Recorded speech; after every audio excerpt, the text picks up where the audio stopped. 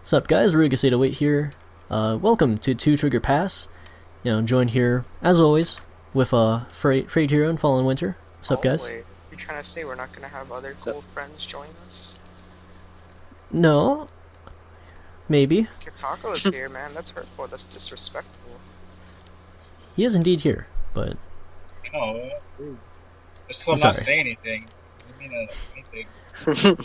You'll be here with us in spirit. But anyway, this episode is gonna be about rulings with with regionals coming up for most people or some people.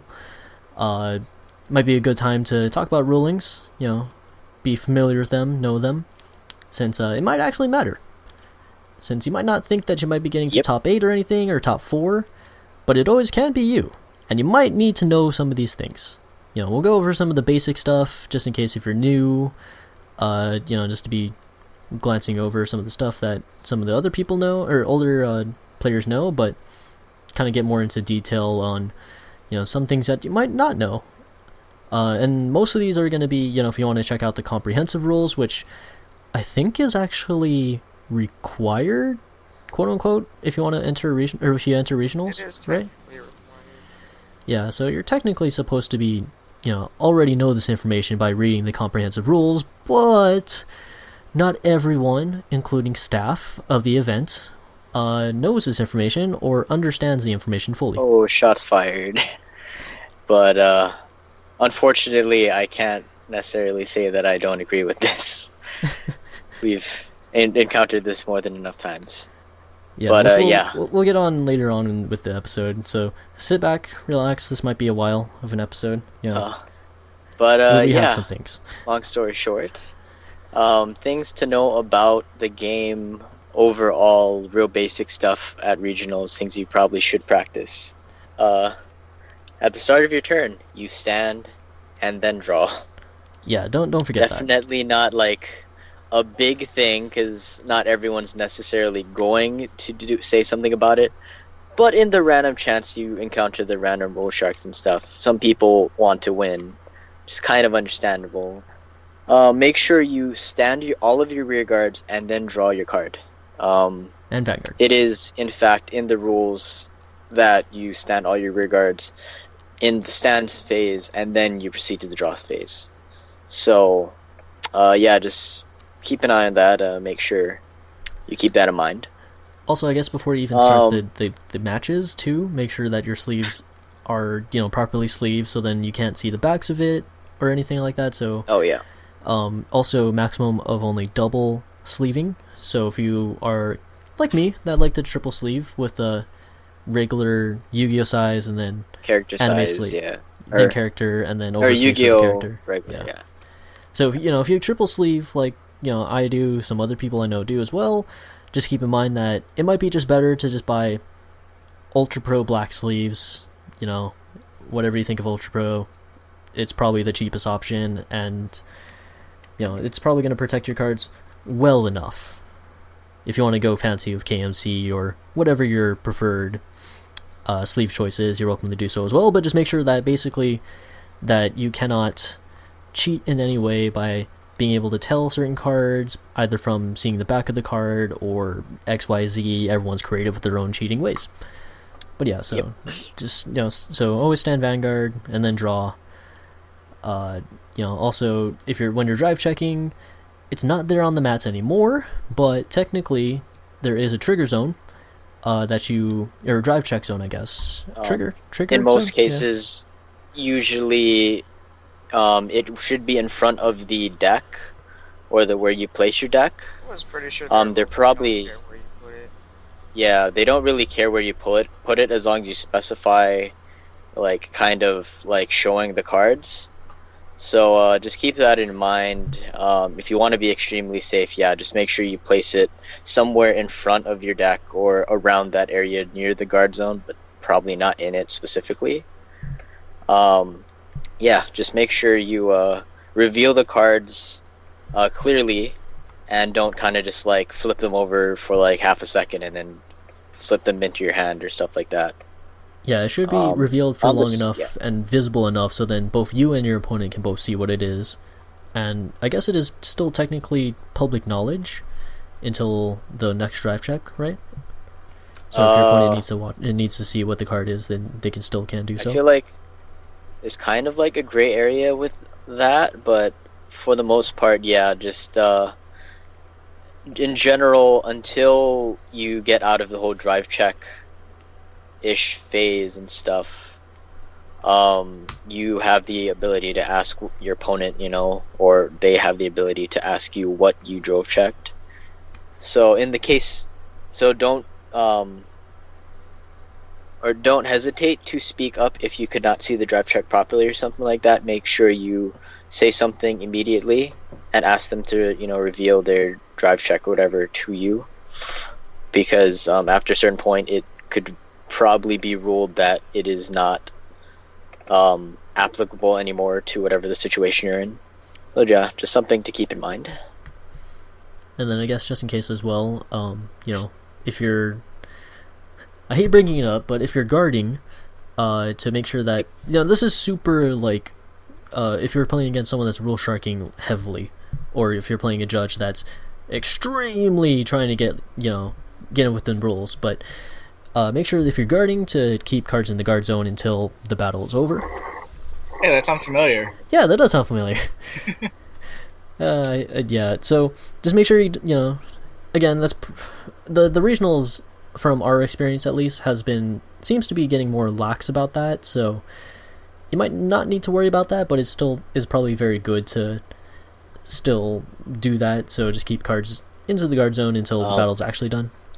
For a little more I don't know what you'd call that, like detailed explanation of that, when you are guarding, you call cards to your guarding circle, in case people are not actually sure how that functions.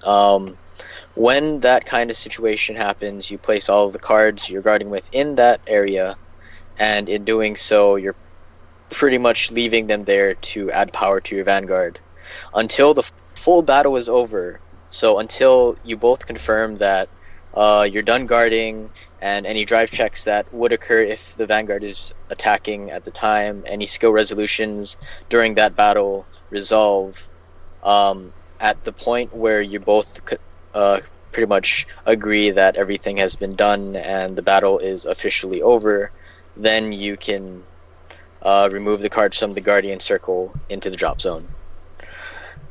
Just be very careful with that. It's not super strict usually, but there have been multiple instances that I've seen where people complain about that, or things have happened at regionals because of it. Yeah, it's gonna be probably safer to just keep going with the rules, what they specifically say. So the guarding thing says that, and standing vanguard and all that, drive checking. So just keep, if you want to make sure that you're not going to get rule sharked or possibly get in trouble with judge or head judge, then it might be best to follow these rules, or follow these reminders of what the rules are. I suppose the only other thing I can think of, or one of the two, I guess, at the top of my head, is make sure that you say clearly what you are doing and what your actions are. You don't need to go full on like anime style and like yell everything out and like all of their names or their full names and everything and make chants and whatever, but just as long as you are directly saying call, ride, activate skill, stride, announcing what's going on so your opponent can keep track of what's going on to some extent. And for the skills, indicating which one Yeah. which one will be activating, since if you have multiple ones that do different things, then you might want to point out, I'm activating this skill first, and then do the thing, and then this one after. Yeah. Kind of similarly, I believe, make sure that you pay very close attention to your skills when you're doing this, and on top of this, just when you play cards, when you place them, and how cards actually resolve. For instance, when you call a card out, you just from your hand, make sure you want to call it there, or that it's in this right column and stuff like that, because some people, I'm sure, can be very rule sharky and defensive about you taking back moves, which is very valid, honestly, and I kind of agree with, especially in a tournament setting. because you really shouldn't be taking stuff back, especially if you go so far into something that it becomes an unplayable game state or unfixable game state, and there is no going back after that because there's literally no way to rewind it properly. So just keep that in mind. Know how skills resolve. Like Legion, if you want to be super safe, when you perform Legion, you put all 4 cards back into the deck, then search out your mate. So I know a lot of people like to put cards like their Legion mate back into the deck, but to save time, they take the Legion mate out and just place it on Vanguard instead of putting it back in deck and searching it, quote unquote. Which is usually fine in like casual play, but during tournament I'd be a little more worried about it just because it is technically not what the card says to do. Other stuff like that where it's people tend to save time and speed things up to, you know, it is understandable. There's like 40 minutes in like or something. It's a very short period of time to get your matches done, so you want to go as quickly as possible, but Yeah, just so make unless sure they you're actually not increase the time. misplaying. Yeah. So you want to make sure that you're, you know, doing everything properly. Probably shouldn't be cutting the corners as much, since Judge or your opponent might care about that a lot more than you do. And, you know, it's a little hard. You know, we know it's a little hard if you're playing against or with OTC, Angel Feathers. That, you know, you might want to be cutting corners to save time, make sure that, you know, it's not going to go into time or anything else like that. But, you know, if you guys, I guess, practice, because I know me and Fallen Winter for sure did like practice for the first regionals. Like I still drive check into the trigger zone. Like, I'm pretty sure if you guys have seen like the live videos, like I still do that. I don't do it all the time, I guess, but I'm starting to get out of that practice a little bit, but it's still very like with me, because it's, you know, it's I guess pretty good or something, you know, follow the rules, because we're cool kids follow the rules. So I guess that was like most of the Kids would say. what's that? That's what the uncool kids say. Okay, All right. yeah, I know. I think if anything, I guess just close this specific, you know, regionals part with know that there are some more specific like tournament oriented rules and stuff, or just things you can pay attention to, like, you know, shuffling and all this other kind of stuff, that if you ever feel like, you know, your opponent is not shuffling your deck properly, or that you think that, you know, they might be cheating or something like that, bring it up immediately. Do not wait until after the tournament if you have some form of definitive proof. Don't go up with, I think he's doing this, for no reason or at all. But if you have valid reason to think they're cheating, do so as soon as you can. Call the judge as soon as you can, because once you pass that game, no amount of backtracking can really help. You might be able to catch them and prevent them from doing this in the future, but for that current game, if you were legitimately cheated out of your game, they cannot do anything about it after that point, because it has already been like registered into the system and everything, and they can't really alter that. Yeah, and it's kind of like real quickly, I guess, with that too, since I've kind of recently watched some videos on like Magic and like cheating in Magic and stuff like that.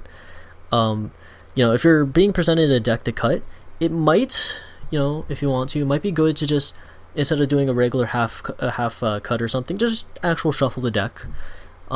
Since for Magic, mana weaving, so then that it's like card land, card land, card land.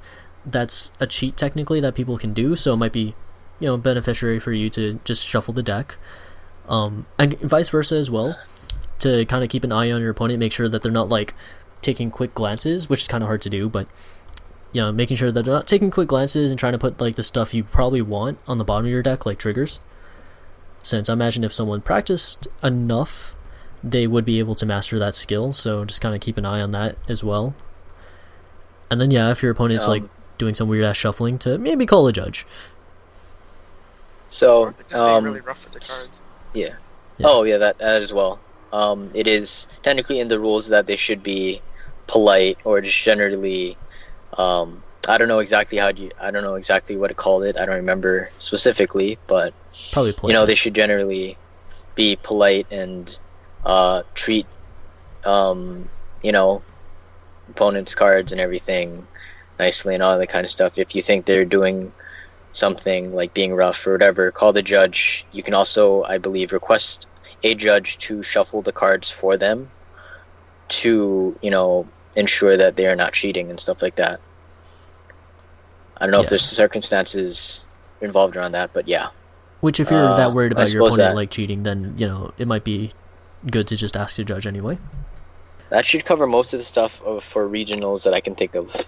Mostly like the basic stuff, because like the more. So I feel like. Yeah. After this, it's more about like actual cards and stuff. Although there's enough questions and other things I've seen on various places, and, you know, disputes and things like that on how things work, that I figured it would benefit people to go over them, either as a refresher or as a just generally how the game functions. In a lot of games, knowing how skills resolve and how the game treats those is a very important thing, because that allows you to outplay your opponent, not necessarily in this game, but in a lot of other games. Also, if you really want to do your homework, but, when you're reading the comprehensive manual, if you really want to, it might be a good idea to read up on check timing and all that sort of good fun stuff, because which is legitimate things. It is since we might be making fun of check timing and all that, if anything, but it is a real thing. You know, it is an actual thing in Vanguard, even if you don't realize it. But check timing is a real thing that you do check and perform and everything. But it's, if you want to know, it's specifically a kind of section that occurs after most instances. So once a skill is resolved, the check timing happens, and then you can choose to perform another skill, etc., etc. Between various other sections, like I believe drive checking and other things like that. Largely to look for like rule sort of situations, so an overloaded rearguard space where there's more than one unit on it, so you superior called over another unit. Once check timing happens, you resolve the removing of one of those two rearguards off of the thing, so that there's only one left.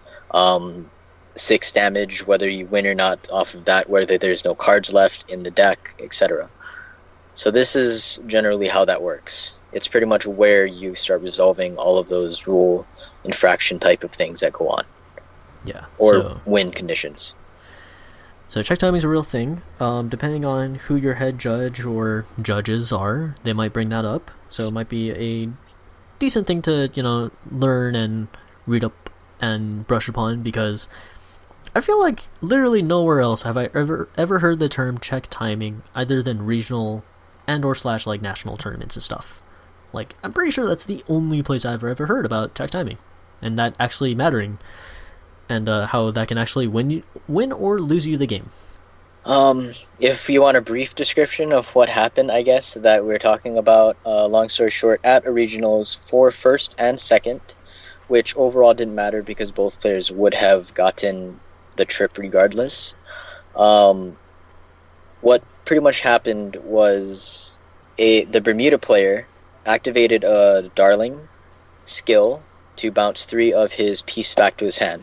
He added those cards back to his hand as you would in any other situation, because the skill requires you to bounce them back to your hand, and then the skills resolve and you counter boss 1, draw a card for one of the Darling the piece activations, draw a card, reveal 3, unflip a damage, repeat the process over and over again.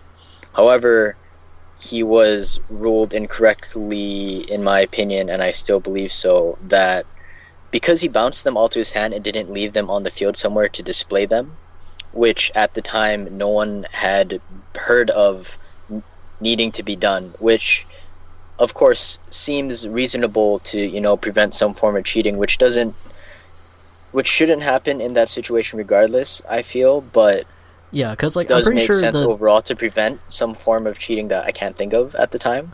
I'm pretty sure the judge, what he was arguing about was having the 3 pieces displayed, because he was concerned about if you drew into the piece, like say if you bounced 2 pieces and then you drew into the 3rd piece, I guess that's what he was more concerned about. He was like saying, when you're bouncing them, that you need the 3-piece revealed in the side extra imaginary zone, to reveal those 3, using those 3 cards that you bounced to unflip damage. But, which is very untrue. Well, that's not how it works anyway. No, well, the way the judge ruled it back then, you're talking about Snane, right? Yeah.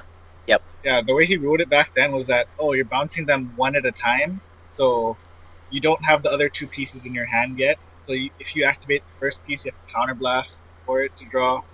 Then second piece, you have to counterblast to draw. And then third piece, you have the other 2 pieces in your hand now, so you can reveal all 3. Which is still wrong, because you're fully activating the Darling skill first, because check timing doesn't intervene with that.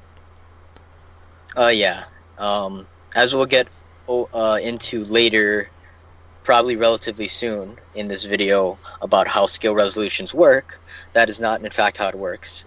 But yeah, this is what happened, and knowing your rulings can very well make or break your game, as much as I loathe to say it, because that really isn't how these should work. Just know how your cards resolve as best as you can, because when it comes to these situations, it really comes down to you knowing and you being able to say this stuff and know how this works. And no matter what, still kind of going back to the regional thing, but is very important, I feel like, that I just thought of. No matter what happens with the rulings of the judge and whatever, be very calm as much as physically possible, and try to reason with the person as calmly and collectively as you can, and make sure to bring up valid sources that you can bring up, like the comprehensive rules or questions and such from Bushiroad, etc., from their page itself. That is the easiest way and the most likely way that you will actually get some sort of reasonable response. And just remember too that when you are entering the regional tournament, that your little badge that you get, it has a backside to it, and it's a bunch of legal stuff, I guess you can call it. But one of them is that you're agreeing to whatever the head judge's rules are, basically. So you're welcome to argue with the judge, but if the judge rules his decision and you're still trying to argue with him when the game's still going on, then there's no point on it, pretty much. Because basically it pretty much comes down to him, and it doesn't particularly matter, which is unfortunate, but how it goes overall. Which you're pretty much agreeing to when you go to the regional tournaments, which is whatever the head judge's decision is, that is the pretty much absolute, and no one else that is can the basically final decision. Yeah. So just keep that in mind. And even then, once he makes his own ruling, it doesn't matter whether he agrees or disagrees later, because it's already been done and the damage has been done, and he cannot go back and change his ruling. So yeah, that's just wanted to make that very clear. It might also be good to maybe read the little stuff in the badge as well, since it does mention like if they took pictures or XYZ, they can still use those pictures without your consent, because your consent is that badge that you've gotten for participating in the event. I imagine not a lot of people caring about that, but if you do care about that, then there might be something to consider. But yeah, that's kind of like the more minor, or I mean the basic stuff, I guess. Rolling into the next thing, though, probably one of the ones that I found a lot of people have not necessarily a hard time understanding, but just various sections of knowledge on this subject that I feel like would benefit a lot of people. Just types of skills, and then the skill resolutions and how they generally work overall. Since, there's 3 types of skills: axe, autos, and continuous. Nicely pointed out in different 3 types of colors, and all in caps at more or less the beginning of the skill. The easiest ones would be, I suppose, axe, which are just during main phase. If it is an axe skill, you are able to pay the cost, which should always and will always be in brackets, and will allow you to pretty much pay that cost and activate whatever is printed on the skill. Anything that is in the brackets of the cost must be paid regardless, and anything after the fact is subject to the actual card's wording, but for the most part will be resolved as fully as possible. So unless a card says something like, pay the cost if you do this, if the number of rear guards is equal to this, you continue doing it up to that point, and if you have that number of rear guards, then you continue doing the skill. If something does not specify that, like pay cost, lock X amount of rear guards, then do this, but they don't have that many rear guards to lock, you still continue going through with the skill and resolving the rest of it, regardless of whether you can or not. So this applies to all types of skills, but yeah, acts are pretty much only activatable during main phase, which is when you're calling cards from your hand,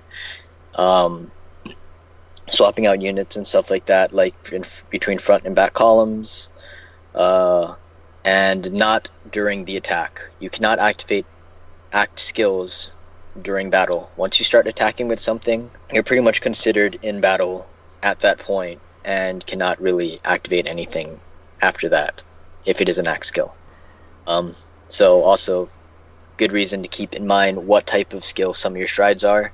For example, Saint Blow from Road Paladins is an act, I believe, correct? Yep. And so you must activate this before you start going into your battle phase, whereas something like Ragnarok, which has a relatively similar skill, is on his attack, which is an auto skill, and will activate during battle. So knowing these things is usually important, just because if you get too excited and start attacking or something and you forgot to activate your act, you just lost your opportunity to do so.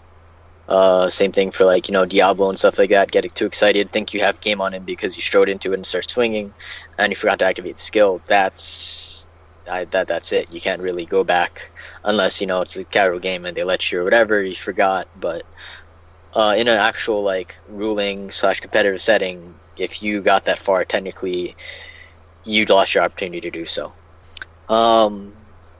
Moving on to continuous, just because I feel like these are also relatively simple. Generally they'll have the easiest way to explain them is that they're like on and off switches. Either the continuous skill is active or it is not. Usually this is described within the skill by some sort of requirement or other type of thing. Otherwise, if it has nothing that specifies a certain time it will be active, it needs to be, it is just always on, or it is always relevant, so whatever is in that should apply. So for one example would be Lord type of skills, where it has no requirement within the skill itself, so it is just always active, which means no matter what, if you have something that is not of the same clan as that unit with Lord, it will not be able to attack. Other types of skills which have requirements, like Amaterasu, are active the moment pretty much you meet that requirement. Specifically, probably during check timing, will get more complicated maybe later.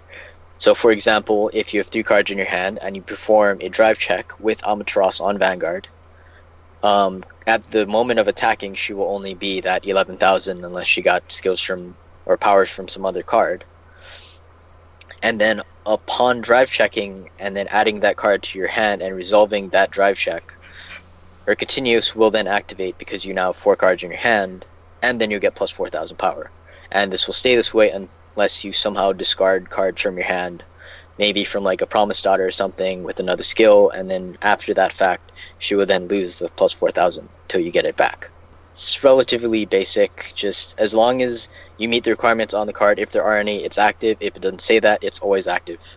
No matter what phase it's in, also for the most part it should, as long as you meet the situation, no matter where you are during your turn or your opponent's turn, it is active unless it says otherwise. So for instance, Amaterasu does not activate during your opponent's turn, so it will not activate there. Autos is where it gets is the large part of a lot of complicated-ish rulings and stuff like that, just because of how they resolve.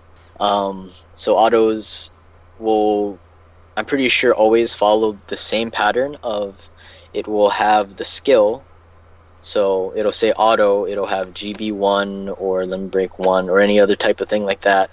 Any of those things always apply to every type. Yeah, limit break. Generation Break 1, etc., etc. Any of those types of things, always relevant. Vanguard Circle, Rearguard Circle, always relevant to any type of skill. Also, keep that in mind. So where that skill is active.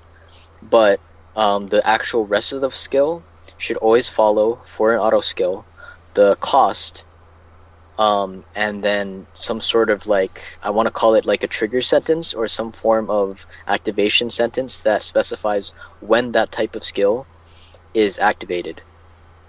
It may not necessarily be a sentence, but it may be like a little blurb of when that card is, or when that skill is able to activate. For instance, when this card attacks, or when this card is placed on Rearguard Circle, or when this card, or when this unit hits a Vanguard, things like that. Autos will always have these types of sentences or sections of a sentence that will specify when it activates. For each time you meet any of those requirements for that one card specifically, the skill will be activated again. So if the skill activates when you add a card to your hand for some reason, if you draw 2 cards during the same skill, it will activate 2 times, and you will have 2 activations of that skill. When auto skill activates, it goes into standby, and the easiest way, I guess, to describe it is kind of like a queue, where the skill activates, goes into standby, and then you just kind of put it in this little like queue of skills to be activated, and it just kind of sits there until you get to a point where you can choose to start resolving skills. So in this situation, if you drew 2 cards and activated the skill twice, you'd have 2 activations of the skill just sitting there waiting to be resolved in whichever way you feel like. So once this happens, and they're put into queue, and all of the other skills that activate at the same time and are all relevant are put into this queue, you then go into that, I believe you go into check timing, and then you start choosing a skill to resolve. And then within that, you choose any of the number of skills you have and resolve them. So you pick one, and you resolve the rest of it. So it'll, let's say after when this unit hits Vanguard or something, type of skill activates and it's in the queue, you would then perform the rest of that skill. So you may pay cost, so you pay the cost, and then resolve whatever else it says, maybe like draw a card or do some other type of thing, whatever it says after you pay cost, resolve the skill, and then you go back into check timing once you're done resolving that skill, and then proceed to choosing another skill from that queue, and then doing it again until you don't have any more skills. During this time, I guess, you just resolve whatever else. Or anything that would activate in the middle of resolving these other skills also gets put into the same queue and can be chosen at any point in time within that queue, as long as it's in there. So even if there's like 3 skills that were active before this new skill that got activated off one of the other things, you can still activate the new one before the other 3, as long as if there are any requirements for it to be activated at the time are met. I guess an easy-ish example of that would be when you ride Scarlet Witch Coco on Vanguard, her skill goes into queue at the same time as the Little Witch Lulu in your soul. You're technically unable to resolve Scarlet Witch Coco's skill because you don't meet the requirements of having 1 or less soul, so you technically cannot activate that at the time in the queue. However, once you choose to activate Lulu's skill and soul blast the other one, so you have no soul, as long as you meet the requirements, which you should unless something went wrong, and you have more than 1 soul, you can then choose to resolve the skill after the fact. It also, I guess, with any type of these skills, but more specifically in autos where it matters, resolve the skill entirely before moving on to another skill. This is very important. Make sure you resolve everything within the skill and finish resolving the skill before you choose to activate another skill. You cannot choose to activate another one in the middle of another skill. I feel like that's the gist of how skills function. I don't know if you guys wanted to add anything that I probably missed, but Not so much. I mean, that's pretty much Yeah. everything. It's very detailed. It's in depth, I guess, but for the most part, that's just the basics of how those function.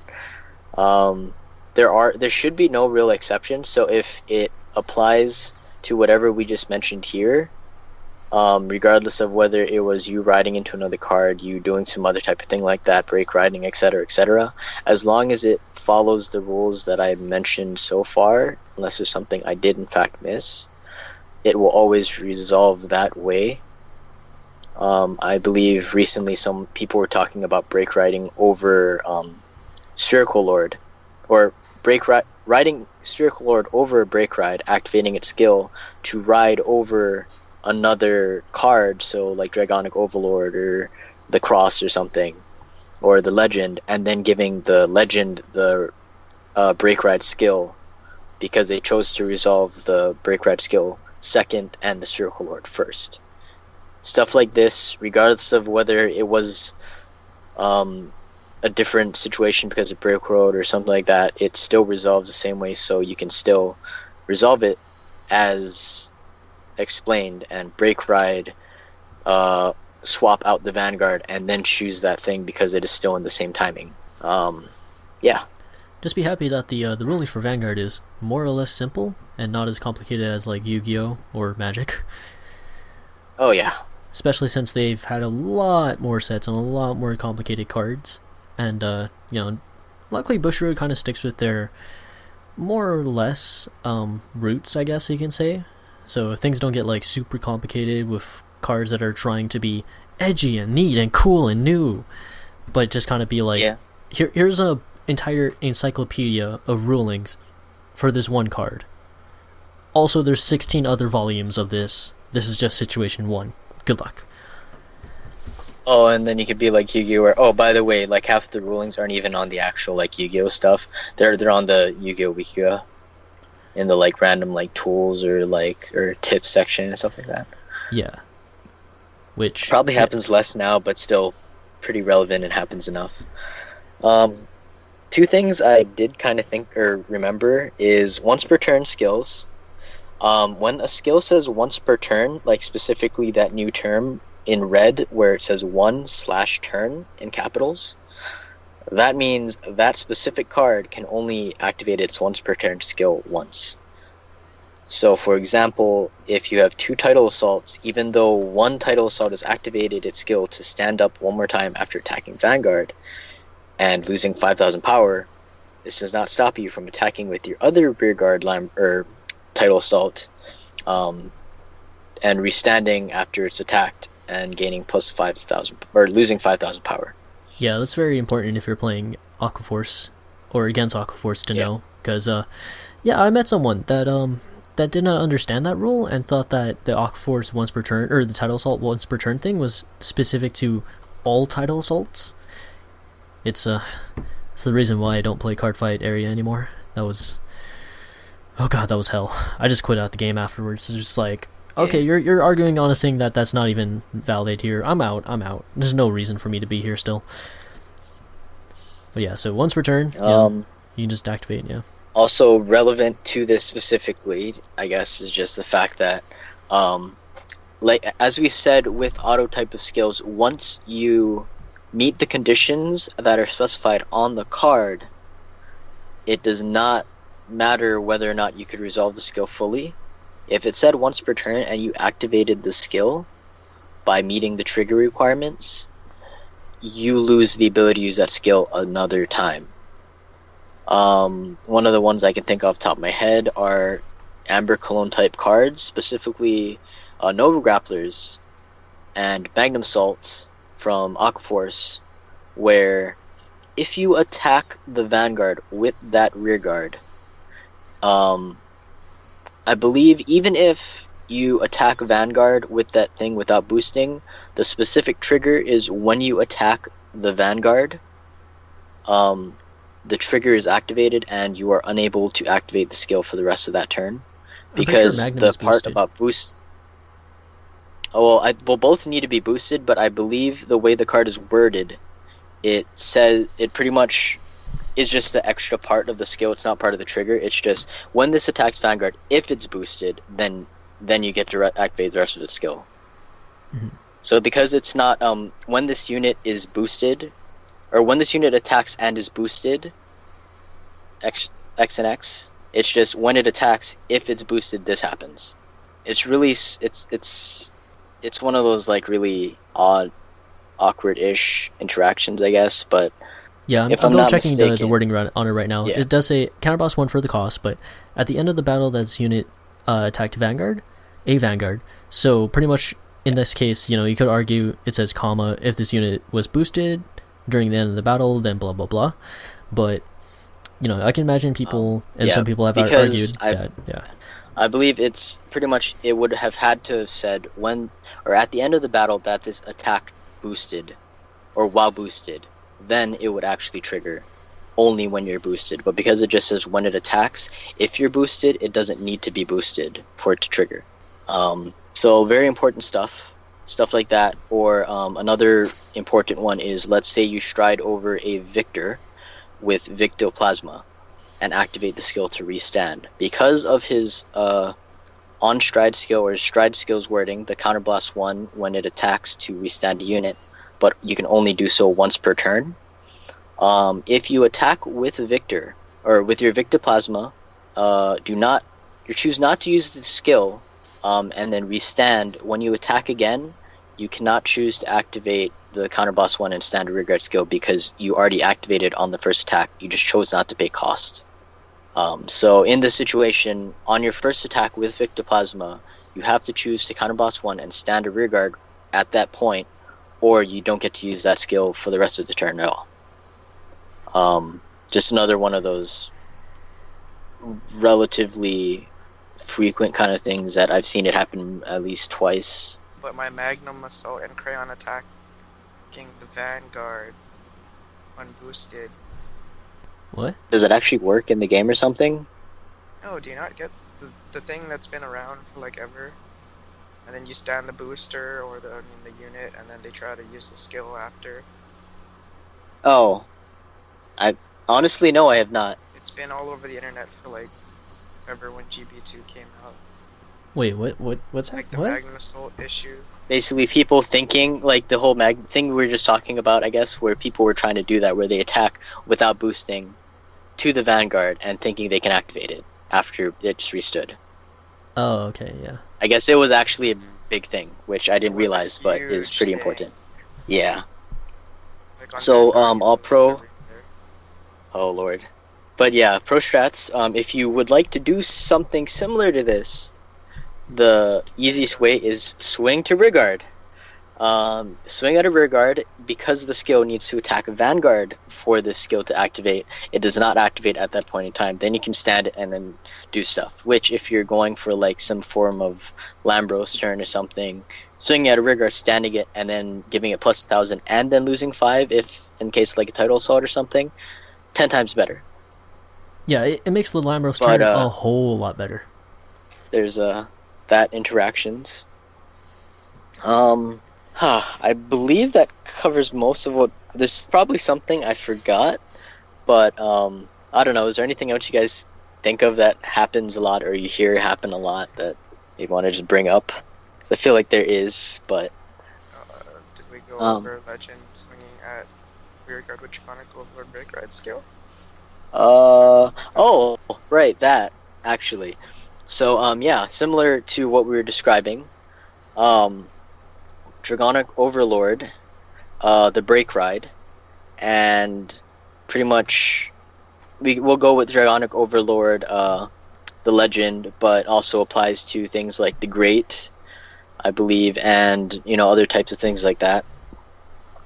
When you attack the rearguard on the first attack, both of these skills activate, and because of the way they are worded, and they say you cannot activate that skill again for the rest of the turn, you choose to activate one of those two skills. So, in the case of, let's say you Break Ride the Legend over a Dragonic Overlord Break Ride, and activate the Legend skill. When you attack that rearguard, after you're done attacking the rearguard, you can choose to pick one of the two and resolve it, I believe you can technically choose both of the skills and resolve both of them, but regardless, only one of them is going to restand your Vanguard, and after you do so, both of the skills cannot be activated for the rest of that turn. So in that situation specifically, you probably want to pick the Dragonic Overlord Break Ride just so you actually plus off of the drive check on the next attack, and you don't actually minus as hard as you would, or neutral, I guess, in the case of Legend. But yeah, just things like that, relatively good to know, because this is also something people try to do where they think they can get like multiple rear guard swings in, and they swing at one rear guard, they restand, they swing at the other one. You might look at them funny or not even know, and then they do it and they try to restand again, and they cannot do that. It's kind of the same thing, going back to Aquaforce, kind of the same thing as if you use Andre skill onto like Magnum or Tidal Assault. It's the same thing. Yeah. It's the same exact thing. So you can't be cool and like, use Andre starter skill, put the effect onto Magnum or Tidal Assault, let's say, and then attack with Tidal Assault, and then like stand Tidal Assault with Tidal Assault skill, and then swing a Vanguard again, and then stand Tidal Assault again with Andre skill. Like, that doesn't work. And then -5. Yeah, so it's both it's will the activate same at exact the thing. same time. Both will only say once per turn. I suppose the easiest way to describe most of these is just the whole situation of when you are, if the skill or the trigger cannot be activated more than once, as soon as that trigger happens, you have to resolve it right then and there. Even if you choose not to pay for the full skill, it's considered activating that skill. This is also relevant to other types of skills where you have to pay attention to what the actual card tells you to do. Because even if, for instance, the two I can think of off the top of my head, Silverthorn Assistant, I believe, or it was Assistant or Beast Tamer or something, but Irina, it's a grade 1 7k that when you place it onto Rearguard, you check the top 2 cards of your deck, and you put up to one of them, I believe, with Silverthorn into your soul, and then you put the other on the bottom of your deck, something like that. Once you do so, regardless of whether you look the top or not, I believe like pretty much you have to resolve it regardless, or resolve the next part of the skill, even if you chose not to put anything into soul. Not 100. I feel like I've explained that one before, and it was relevant. But I'm not 100% sure why. More, I guess, fitting example, I guess, is Wily Revenger Mana, who, after calling her to Rigard or riding her, you look through your deck for a grade 1 or less, I believe, Revenger, and call it to a rearguard circle in the same column as her, which means you have the choice of calling any of those, or you have the choice of calling the unit on top of Mana, or calling her to the other one behind her or in front of her, whatever. But you can choose up to, which means you can choose not to call anything from the deck. But the way the card is worded, you look through the deck even if you chose nothing, so you still have to shuffle the deck afterward. So, for instance, if you're playing some form of Revengers and you've got a Judge Bow behind Vanguard, because you're usually having Judge Bow behind Vanguard, if you ride the Mana on Vanguard Circle, even if you choose not to call anything, because why would you waste the Judge Bow, you have to shuffle your deck. It's mandatory. Speaking of mandatory, I guess, skills that do not say up to, if you can, you must do so. Yeah, so, if it doesn't say choose up to, or yeah. if it just says literally just choose one, you have to do it. You have to choose one. Or choose, basically, if the magical words of up to isn't there, you have to do it. Same thing with you may. If it does not say you may, you're forced to do it. So things like Auspicious Beast Keating, the Stride on hit for Oracle Think Tank. If you hit, you are forced to check the top 2 cards of your deck and add one of them to your hand. You cannot choose no cards to add to your hand. So if there are only one card on top of your deck and you hit with that, even if you would have survived for some random reason, let's say your opponent has 1 card left in their deck and you have 1 card left in your deck after drive checking, but you hit them, you are forced to check the top card of your deck and look at the top 2 cards and add 1, which means you take the last card. I believe they perform their damage check first in this situation, so they may actually still lose. I'm not 100% sure on that off the top of my head, but I'm pretty sure just you in these damage types of check first. situations, yeah, so they would damage check first and lose before you resolve your skill. However, let's say they survived or something, or they had two. Okay, let's say they had two damage, I suppose, or two cards in deck. So they damage once. They have one card left. All you need to do is end your turn and you win. But because you have one card left and you hit, you have to check that top card of your deck and add it to your hand, and you just lost. Yeah, since as soon as you have no cards left in deck, that's when you lose. No matter what, just auto. Yeah. Yeah, so once you're done resolving the skill, pretty much you do the check timing like we were talking about earlier, and because you don't have any cards left in your deck after resolving your skill, you lose. There is no next time you draw a card or something like some other games like Yu-Gi-Oh! As soon as that last card, or Magic, as soon as you do not have one or more cards in your deck, that's considered a loss pretty much. Random situation, but also applies to, like damage, or let's say your opponent has two cards in his deck, and he's attacking his opponent who's at 5 damage. Even if the opponent no guards and they do a twin drive, you do not perform the damage check before he runs out of cards in his deck by performing twin drive. So after his second twin drive, or after his second drive check, you'll do the check timing. He will not have any cards in his deck during that check timing before you proceed to damage step, or the damage part of the resolution of that battle, and he loses. Stuff like this. Kind of fringe situations, but with all those stall decks and stuff going around, more relevant than I feel is... I don't know. It's more relevant than expected. Well, I mean, yeah, most of the decks now are just going in the time, which... Unfortunately. Yeah. I mean, this kind of happens when you have your control decks just be the top tier meta, quote unquote. Or just most popular, or just I guess. A bunch of decks where multiple skills involve shuffling and repeating the process at least like 6+ times. But that's how it goes. Yeah, you can ask Magic. They're used to things shuffling decks at least 20 times in a game. Oh, speaking of that, now that we have interactions in this game, also relevant is if two people have skills going off during one person's turn. So, for instance, let's say someone's playing against Chaos Breaker, and the player has skills that resolve at end of turn. So let's say they had something that's turn player who's playing Great Nature has a rear guard that is going to get retired, is going to be retired by a skill, and you're going to draw cards or something. But they also have locked units on their field, which are also going to unlock at the end of turn. Turn player will always go first in terms of resolving their skills, so they will choose any skills that they are able to resolve after anything that happens at the end of, or at the beginning of the end of turn, or whatever types of things you call that. And they choose all their skills, resolve it, same way we explained before. And then the opponent will then get to choose to resolve the skills. So in this case, Great Nature player would choose to resolve their end of turn skills by, activate Crown Tiger's ability, retire this rear guard, and draw a card, and whatever. Then Coiling Duckbill's ability, that targeted card hit the drop zone, so I can draw a card.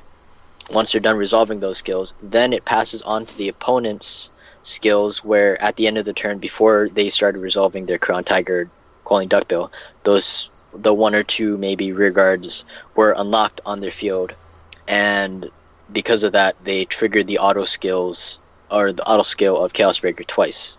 So once they're done drawing their cards off of their retired unit, off of Duckbill and Crown Tiger and stuff like that, the Chaos Breaker player will then be able to activate his abilities. So Soul Blast 1 on X unit, retire it and draw a card. They maybe have a Palladium, so they choose activate Palladium, Counter Blast 1, relock the other unit that was unlocked, and then resolve the other skill to attempt to retire that now locked unit So you cannot retire the unit because it's locked, but you resolve the skill as much as possible because you triggered that skill already, regardless of whether it can be fully resolved or not, and you draw your card anyway. Things like that. Same thing for skills like denial, like Denial or, Griffin, yeah, or stuff defeat, like that. or Belog. Defeat Flare. So in Yeah, so- situations, like Denial Griffin or Defeat Flare, if you attack, let's say, with Phantom Blast or Diablo, and you're going to sack 3 rearguards to activate the skill, when you attack with your Vanguard, because it's on attack and technically happens before guard step, which is not a completely accurate situation because they technically occur in 2 different steps, but in situations where you can pretty much activate stuff during the same phase as them, you will always take priority. So in this situation, Diablo would be able to activate his stuff first because it's not guard step yet, retire his 3 rear guards, and then force your opponent to choose whether they want to retire and stuff to guard. And then they can choose to, defeat Flare, or in this case, you can't really Denial Griffin, but yeah, pretty much resolve their abilities after the fact.